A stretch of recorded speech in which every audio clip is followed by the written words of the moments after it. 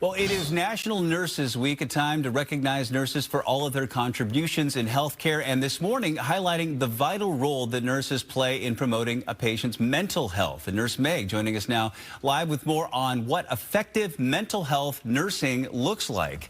Meg, good morning to you. Hi, good morning, Bill. It's good to see you. It's good to have you here. So what types of skills are required for this particular field? Yeah, so for nursing, of course, you have to get your degree and your licensure. But in mental health, there's so many aspects where nursing is involved. If you are in crisis and going to the ER, we're the first ones that you see. I like to tell the students that I teach that nurses are detectives. So we're always looking to assess and to help diagnose if you are seeking help with any of your mental health. So what are the approaches that are used to support people that are dealing with mental health issues?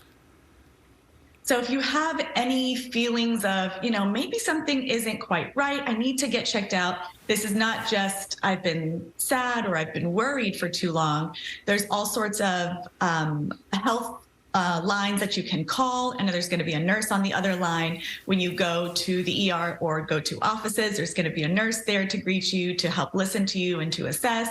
And one of the biggest things that we do is kind of removing the stigma from mental health that has been around for so long. And this, I mean, obviously they need a specific set of skills to do this job. What do they need to have to deal with folks with mental crises?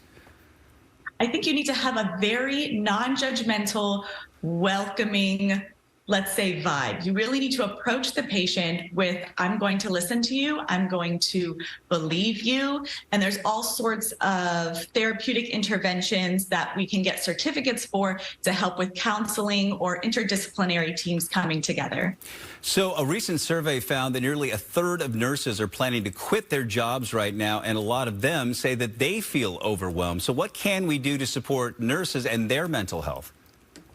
Absolutely. I love this question because I wish I could just grab every nurse and talk to them face to face. You really need to prioritize your own health, not just nurses, but everybody in the healthcare field. We really need to prioritize ourselves so that we can take care of other people. And this means balancing work and sleep. It means listening to your body when you do need to take that time off, having some very healthy coping mechanisms after work and before work.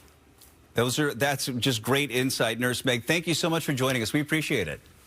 Yeah, thank you so much.